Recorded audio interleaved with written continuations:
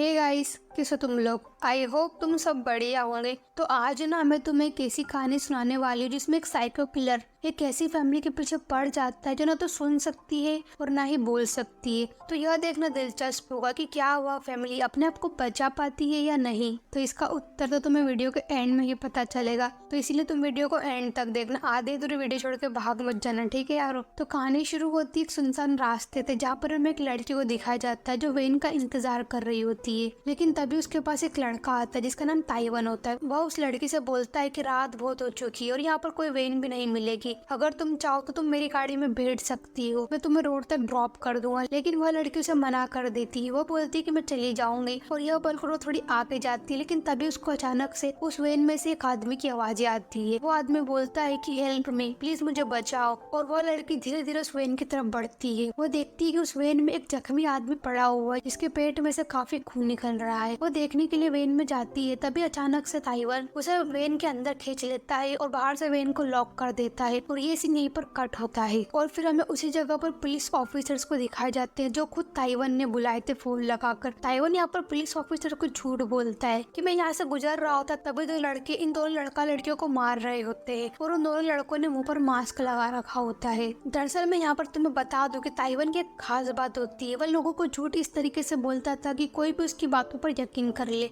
और यहाँ पर भी बिल्कुल ऐसा ही होता है। पुलिस उसकी बातों पर यकीन कर लेती है कि हाँ किसी दो लड़कों ने इनको मारा होगा। और थोड़ी पूछताछ के बाद पुलिस ताइवन को जाने देती है। और इसके बाद सीन शिफ्ट होता है कहानी की दूसरी मेन कैरेक्टर क्योमिन की तरफ, जो एक डम और डीफ लड़की होती है। यानी ना तो वो बोल सकती है और ना ही सुन सकती है। और वह सर्विस सेंटर पर जॉब करती थी और वह उसी की तरह डीफ लोगों की प्रॉब्लम सुनकर उनकी प्रॉब्लम सॉल्व करती थी साइन लैंग्वेज के थ्रू। और क्योमिन की मदर भी क्योमिन की तरह ही होती, ना तो वो बोल सकती थी ना ही सुन सकती थी। और वो सिलाई का काम करती थी और सिलाई का काम कर वो पैसों को सेव करती थी ताकि वह अपनी बेटी के साथ जो आइलैंड जा सके जो कि उनका सपना होता है। और इनकी फैमिली में केवल ये दोनों ही रहते थे और ये दोनों बहुत इनोसेंट और प्यारे होते हैं। और इसके बाद हमें कहानी के एक और मेन कैरेक्टर जोंग को दिखाया जाता है जो कि सिक्योरिटी गार्ड होता है। और जोंग की फैमिली में केवल वो और उसकी छोटी बहन सुजंग ही रहते थे, उसके माता पिता नहीं थे। जोंग अपनी छोटी बहन सुजंग का बहुत ख्याल रखता था। सुजंग की आज डेट होती है तो जोंग उसको कुछ पैसे देता है ताकि वो डेट पे एंजॉय कर सके। वो उसे बोलता है कि तुम 9 बजे से पहले घर आ जाना। और इसके बाद सीन आता है क्योमिन के ऑफिस में जहाँ पर क्योमिन की बॉस उन सबको बोलती है कि आज कंपनी में बहुत बड़े क्लाइंट आने वाले हैं तो तुम लोगों को उनके साथ पार्टी पर जाना है। और इसके बाद क्योमिन भी उस पार्टी में जाती है। क्योमिन एक डीफ होती है तो वह लोगों से साइन लैंग्वेज में उनसे बातें करती है, लेकिन कोई भी उसकी बातें नहीं समझ पा रहा था। वह क्योमिन पर हंस रहे होते हैं और यह देखकर क्योमिन को बिल्कुल भी अच्छा नहीं लग रहा था कि कोई उस पर हंस रहा है। तो साइन लैंग्वेज में उन लोगों को गाली बकती है और फिर दोबारा उन लोगों को कुछ समझ नहीं आता। और इसके बाद क्योमिन अपनी मदर को पिकअप करने के लिए जाती है जहाँ पर उसकी मदर उसको बताती है कि आज मैंने बहुत सारे पैसे कमाए और इन पैसों से अब हम जोजो आइलैंड घूमने जा सकते हैं।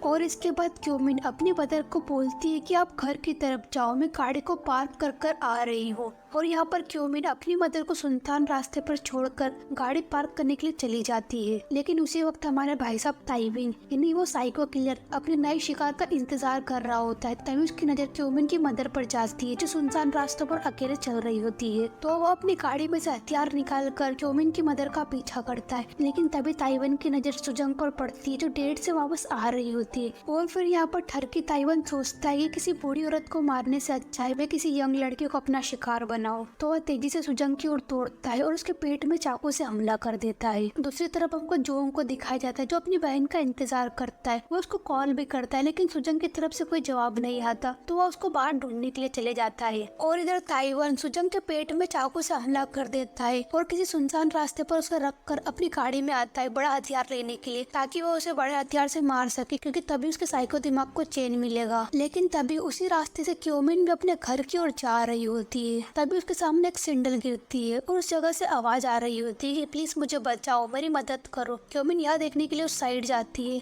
जहाँ पर वो सुजंग को देखती है जो जख्मी पड़ी हुई थी। लेकिन क्योमिन उसकी मदद कर पाती उतने में ही वो साइको ताइवन उस पर हमला कर देता है। लेकिन जैसे तैसे क्योमिन वहाँ से भाग जाती है और भागते भागते वो गाड़ी की पार्किंग में आ जाती है। वो अपनी गाड़ी में बैठती है ताकि वो भाग सके, लेकिन जैसे वो पीछे पलट कर देखती है। वो देखती है कि ताइवान पहले से उसकी गाड़ी में मौजूद है। ताइवान उसके गले पे चाकू रख के बोलता है कि चलो गाड़ी चलाओ, लेकिन यहाँ पर चालाक क्योमिन इतनी तेजी से गाड़ी चलाती है कि वो एक दीवार के अंदर ठोक देती है, जिस कारण से ताइवान अपना बैलेंस खो देता है। तो वो आगे की तरफ आके गिर जाता है और यहाँ पर क्योमिन दोबारा उसको जहाँ से मिलाकर भाग जाती है और क्योमिन भागते भागते अपनी मम्मी के पास जाती है जो क्योमिन का वेट कर रही थी। यहाँ पर क्योमिन बड़ी ही चालाकी से स्ट्रीट अलार्म ऑन कर देती है और फिर वो दोनों माँ बेटी कैमरे की नजर में आ जाते हैं। दरअसल कोरिया में स्ट्रीट अलार्म बहुत फेमस है। अगर वहाँ की आम जनता को रास्ते में कोई भी दिक्कत होती है तो वो अलार्म ऑन करके पुलिस को अलर्ट कर देती है कि यहाँ पर कुछ हुआ है और फिर वहाँ के कैमरे ऑन हो जाते हैं। खैर उसके बाद वहाँ पर ताइवान आता है फॉर्मल ड्रेस पहन कर। दरअसल ताइवान की वैन में अलग अलग प्रकार के कपड़े मौजूद होते हैं तो वो एक फॉर्मल ड्रेस पहन लेता है, पर यहाँ पर क्योमिन उसको नहीं पहचान पाती कि ये वही साइको किलर है जो उसके पीछे लगा था, क्योंकि उसने पहले मास्क लगा रखा था और साथ ही में टोपी लगा रखी थी। ताइवान यहाँ पर दोबारा एक्टिंग करता है और होते हुए बोलता है कि मैं अपनी बहन को ढूंढ रहा हूँ जिसे येलो कलर का टॉप पहन रखा था। और ये सुनने के बाद क्योमिन समझ जाती है कि वो सुजम को ढूंढ रहा है, तो क्योमिन ताइवान को उसी जगह लेकर जाती है जहाँ पर उसने सुजम को आखिरी बार देखा था। पर यहाँ पर भोली भाली क्योमिन इस बात से बिल्कुल भी वाकिफ नहीं थी कि जिसको वो सुजम का भाई समझ रही है, बल्कि वो तो असल में एक साइको किलर है। लेकिन यहाँ पर क्योमिन की किस्मत बहुत अच्छी होती है, क्योंकि जैसे ही वो ताइवान को उस जगह ले जाने वाली होती है तभी वहाँ पर पुलिस आ जाती है, जिस कारण से ताइवान का प्लान फेल हो चुका था जो उसने उन दोनों माँ बेटे को मारने के लिए बनाया था। और इसके बाद क्योमिन पुलिस को उसी जगह लेकर जाती है जहाँ पर उसने सुजम को देखा था, लेकिन वहाँ पर पुलिस को कुछ नहीं मिलता क्योंकि पहले ही ताइवान ने सुजम को वैन में छुपा कर रख दिया था। और इसके बाद पुलिस कैमरे की फुटेज चेक करती है, लेकिन पुलिस को यहाँ पर भी कुछ नहीं मिलता क्योंकि कुछ शरारती बच्चों ने कैमरे का मुंह घुमा दिया था, जिस कारण से कुछ भी चीज रिकॉर्ड नहीं हुई थी। और फिर पुलिस इन दोनों को पूछताछ करने के लिए पुलिस स्टेशन लेकर जाती है। यहाँ पर क्योमिन की मदर को उस ताइवान पर शक हो रहा होता है क्योंकि वो काफी चिल बैठा था, यानी उसकी बहन खो गई है और वो एकदम नॉर्मल बैठा है। तो क्योमिन की मदर को ये बात हजम नहीं होती और यहाँ पर ताइवान भी क्योमिन और उसकी मदर को मारना चाहता था क्योंकि वो अब उसके लिए खतरा बन चुके हैं। और जब क्योमिन पुलिस को बयान दे रही होती है उसी समय ताइवान और वहाँ पर एक आदमी मौजूद था, उन दोनों के बीच में लड़ाई हो जाती है, जिस कारण से ताइवान के पॉकेट में से एक मोबाइल गिरता है और क्योमिन की मदर वो मोबाइल उठा लेती है। वो देखती है कि वॉलपेपर में सुजम का फोटो लगा हुआ है और झगड़ा ज्यादा बढ़ने के कारण पुलिस उस आदमी को बाहर लेकर जाती है। लेकिन तभी वहाँ पर जोंग आता है अपनी मिसिंग बहन की कंप्लेन लिखवाने के लिए। वो अपनी बहन की फोटो इन तीनों को दिखाता है और बोलता है कि यह मेरी बहन सुजम है, क्या तुमने इसे कहीं रास्ते में देखा है? क्योमिन की मदर जब वो फोटो देखती है तो वो समझ जाती है कि उसने 2 मिनट पहले ताइवान के मोबाइल में यह फोटो देखी थी। और यह सब देखने के बाद क्योमिन की मदर समझ जाती है कि ताइवान सुजम का भाई नहीं है बल्कि वह तो एक किलर है और जो ताइवान के पास में मोबाइल था वो भी सुजम का था। लेकिन क्योमिन की मदर यह सब बता पाती उतने में ही हमारे साइको ताइवान जोंग पर हमला कर देते हैं, लेकिन जोंग यहाँ पर बच जाता है और फिर इन दोनों के बीच में तगड़ी फाइट होती है। यहाँ पर ताइवान बोलता है कि हाँ मैंने ही तुम्हारी बहन को मारा है और ये सुनने के बाद जोंग का गुस्सा नेक्स्ट लेवल चले जाता है। ये सुनने के बाद उसके सर पर खून सवार हो गया था, वह ताइवान को बहुत मारता है। यह देखकर क्योमिन और उसकी मदर पुलिस को अंदर बुलाती है जो कि बाहर उस आदमी को समझा रहे होते हैं। और जब पुलिस अंदर आती है तो वह देखती है कि चाकू जोंग के हाथ में है और वो ताइवान को मार रहा है। लेकिन यहाँ पर ताइवान दोबारा अच्छी एक्टिंग करता है, वो बोलता है कि मैं बेकसूर हूँ, मुझे बचाओ, ये मुझे मार रहा है। लेकिन यहाँ पर जोंग भी समझाने की कोशिश करता है कि यही वो बंदा है जिसने मेरी बहन पर हमला किया, लेकिन यहाँ पर पुलिस एक भी नहीं सुनती और वह इलेक्ट्रिक गन से जोंग को बेहोश कर देती है। और यहाँ पर क्योमिन और उसकी मदर भी इशारों में समझा रही होती है कि यही वो बंदा है जिसने सुजम पर हमला किया, लेकिन पुलिस उनकी बातें नहीं समझ पाती। और फिर पुलिस ताइवान से पूछताछ करने के बाद उसे छोड़ देती है। और जब जोंग को होश आता है तो वो पुलिस के ऊपर गुस्सा होता है, सारी बातें बताता है। यहाँ पर पुलिस अपनी गलती मानती है और जोंग और क्योमिन से माफी मांगती है, लेकिन अब पछताए क्या जब चिड़िया चुग गई खेत। तो यहाँ पर पुलिस क्योमिन और उसकी मदर को घर छोड़ देती है और जोंग पुलिस के साथ चले जाता है उसकी बहन को ढूंढने के लिए। और फिर रात में ये दोनों अकेले होते हैं, तभी क्योमिन की मदर की दोस्त आती है जो कि उसको बाहर काम था, तो वह क्योमिन की मदर को बाहर लेकर चली जाती है। और अब यहाँ पर क्योमिन बिल्कुल अकेली होती है और इस चीज का फायदा उठाते हुए वहाँ पर साइको ताइवान आता है और वह क्योमिन के ऊपर हमला करता है, लेकिन क्योमिन बड़ी ही चालाकी से हट जाती है और वो अपने आप को एक कमरे में बंद कर लेती है। और वह जोंग को मैसेज करती है कि ताइवान मेरे घर पे है, वो मुझे मारने वाला है। और जोंग जब ये मैसेज देखता है तो वो तुरंत ही क्योमिन को बचाने के लिए उसके घर जाता है। और उधर साइको ताइवान दरवाजे को तोड़ रहा होता है ताकि वो क्योमिन को पकड़ सके। और यह देखकर क्योमिन खिड़की से छलांग लगा लेती है, लेकिन उतने में ही ताइवान उसके बाल पकड़कर उसे ऊपर की ओर खींचता है।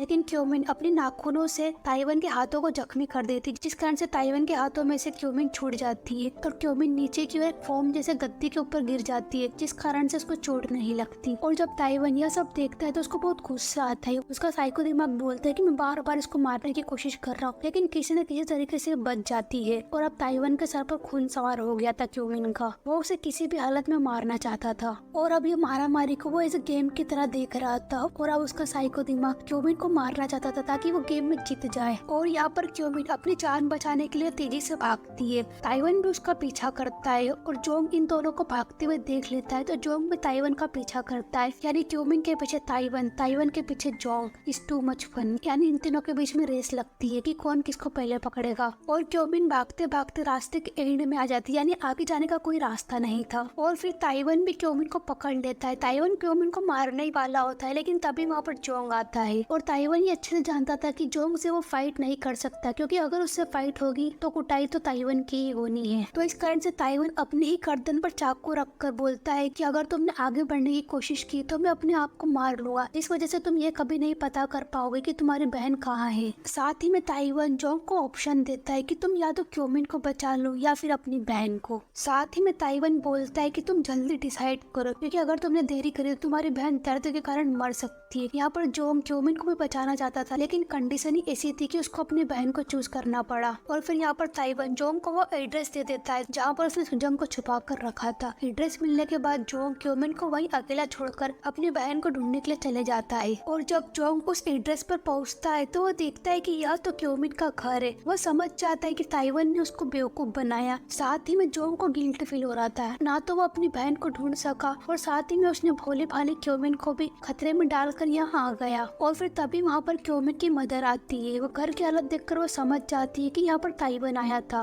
वो जोंग से मदद मांगती है कि वो उसकी बेटी को ढूंढने में उसकी मदद करे। और यहाँ पर सीन आता है हमारे भाई साहब ताइवान की तरफ, जो क्योमिन को मारने वाले होते हैं, लेकिन तभी अचानक से क्योमिन उसकी आंखों में मिट्टी डाल देती है और दोबारा वहाँ से बच निकलती है। और यहाँ दोबारा ताइवान उसका पीछा करता है। क्योमिन भागते भागते उस वेन की तरफ आ जाती है जहाँ पर सुजंग थी। सुजंग भी जैसे तैसे गाड़ी में से नीचे उतरती है और फिर ये दोनों फटाफट से एक सुनसान रास्ते पे आकर छुप जाते हैं। यहाँ पर इन दोनों को बहुत डर लग रहा था। और जब ताइवान उस वेन के पास जाता है तो वो देखता है कि वहाँ से सुजंग गायब है। यह देखकर उसे बहुत गुस्सा आता है, क्योंकि क्योमिन भी उसके हाथ नहीं लग रही थी और अब तो सुजंग भी गायब थी। और फिर यहाँ पर ताइवान इन दोनों को ढूंढता है। साथ ही में जोंग और क्योमिन की मदर भी उन दोनों को ढूंढ रहे होते हैं, लेकिन यह दोनों एक सुनसान गली में छुपे होते। साथ ही में यह बहुत घबरा भी रहे होते, क्योंकि उस साइको ताइवान के सर पर खून सवार था और साथ ही में वो आसपास ही मौजूद था। क्योमिन यहाँ पर सुजंग को मोबाइल देती है। वो बोलती है कि तुम कॉल कर कर अपने भाई को इस लोकेशन पर बुलाओ, तब तक मैं ताइवान का ध्यान भटकाती हूँ। और इधर ताइवान को खून के निशान दिखते हैं। वो समझ जाता है कि खून के निशान सुजंग के हैं। वो उन खून के निशानों को फॉलो करता है और सुनसान गली में जा पहुँचता है, लेकिन तभी क्योमिन उसका ध्यान भटकाती, उसे अपनी तरफ आने के लिए उकसाती है। और यहाँ पर ताइवान के पास दो ऑप्शन होती है, या तो वो सुजंग को खत्म करे या तो फिर वो क्योमिन को मारे। लेकिन यहाँ पर साइको ताइवान के सर पर इतना खून सवार होता है तो वह क्योमिन के पीछे भागता है उसे मारने के लिए।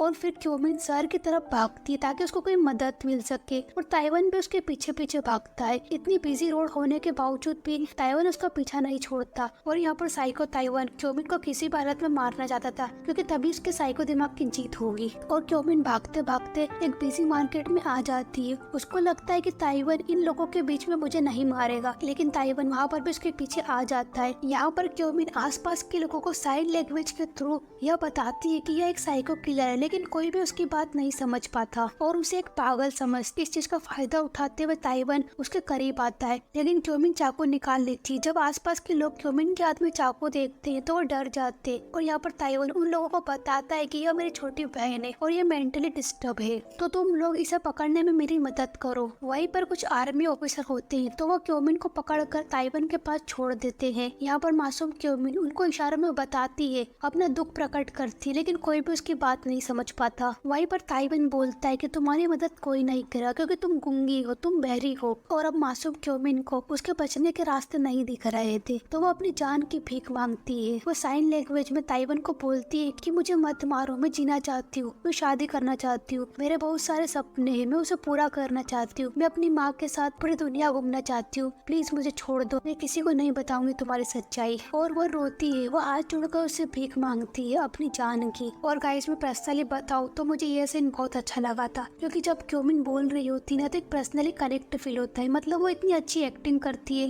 एकदम इमोशनली हो जाता है यार वो सीन। मतलब खैर उसके बाद ताइवन उसको एक सुनसान गली में लेकर जाता है। उसे बोलता है कि यह मौत तुम्हारे नाम नहीं लिखी थी, यह मौत सुजंग के नाम लिखी थी, लेकिन तुम्हारी अच्छाई के कारण तुम्हें आज मरना पड़ रहा है और मुझे अच्छाई करने वाले लोग बिल्कुल भी नहीं पसंद। और वो यह बोलकर क्योम को चाकू से मारने वाला ही होता है, लेकिन वहाँ पर जोंग आ जाता है। वह ताइवन पर अटैक कर देता है और दोबारा यहाँ पर उन दोनों के बीच में फाइट हो जाती है। यहाँ पर जोंग तबीयत से ताइवन की कुटाई करता है, उसका बहुत देर तक गला दबा कर रखता है। जोंग को लगता है कि ताइवन अब मर चुका है, लेकिन यहाँ पर ताइवन एक्टिंग करता है। वह मौका देखकर जाग जाता है और एक बड़े से कार से जोंग पर हमला कर देता है, जिस कारण से जोंग काफी जख्मी हो जाता है। और उसको मारने के बाद किलर वहाँ से भाग जाता है। तभी उसे क्योम की मदर दिखती है। वो सोचता है कि क्योम नहीं तो क्योम की मदर ही सही, तो वह क्योमिन की मदर को मारने का सोचता है। क्योमिन की मदर उसके पास आती है और गिड़गिड़ाती है, पूछती है कि मेरी बेटी कहाँ है, प्लीज मुझे बता दो। ताइवन बोलता है कि सामने वाली गली में तुम्हारी बेटी जख्मी पड़ी है, जाओ जाकर उसे बचा लो। दरअसल यहाँ पर ताइवन उसकी मदर को सुनसान गली में ले जाकर उसे मारना चाहता था, लेकिन दूर खड़ी क्योमिन यह सब देख लेती है, तो वह तेजी से चाकू को हाथ में लेकर ताइवन की ओर दौड़ती है और पास जाकर चाकू को पेट में घुमा देती है, लेकिन ताइवन के नहीं अपने आप के। और वह चाकू ताइवन को पकड़ा देती है और यह देखकर ताइवन को समझ नहीं आता कि उसने अपने आप को चाकू क्यों मारा। और यह सब देखकर आसपास काफी लोग इकट्ठे हो गए थे। क्योमिन यहाँ पर सबको इशारों में बताती है कि इसने मुझे चाकू से मारा। ताइवन के हाथ में चाकू देखकर सब समझ जाते हैं कि इसी ने मारा होगा, और इस तरह क्योमिन उस साइको ताइवन को उसी के जाल में फंसा देती है। यहाँ पर क्योमिन ने चाकू ताइवन को इसलिए नहीं मारा था क्योंकि ताइवन दोबारा यहाँ पर इनोसेंट बनने की एक्टिंग करता और दोबारा बच जाता,